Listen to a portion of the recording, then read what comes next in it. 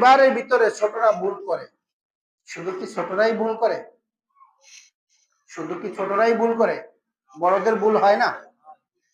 কিন্তু বড়দের ভুল নিয়ে কোনো আলোচনা তেমন একটা কি হয় না। পরিবারের ছোটদের ভুল নিয়ে আমরা মুরব্বীরাই চা দোকানে বসে বসে আলোচনা করি, সমালোচনা করি। তাহলে আমার পরিবারের কথাগুলা আমরা বাইর করতেছি কি করতেছি না? তৃতীয় মানুষের কাছে বলতেছি কি বলতেছি না? তো আমার সোশ্যাল মিডিয়ার দরকারটা কি? কথা বুঝেন নাই?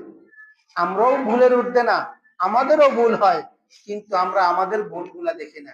অথচ জনাবে মুহাম্মদ রাসূলুল্লাহ সাল্লাল্লাহু আলাইহি সাল্লাম তো বলেছেন, আল কাইয়িস মান দানা নাফসাহু ওয়া আমিলা লিমা বাদাল মাউত। প্রকৃত বুদ্ধিমান জ্ঞানী তো ওই ব্যক্তি যে নিজের ভুলগুলাকে দেখে আর ভুল থেকে শিক্ষা নিয়ে আখিরাতের জন্য কি করে, পাথেয় সঞ্চয় করে। কথা বুঝতেছেন? নিজের ভুলগুলা দেখে নিজের ভুল থেকে শিক্ষা নিয়ে আখিরাতের জন্য কি তৈরি করে, পাথেহ তৈরি করে।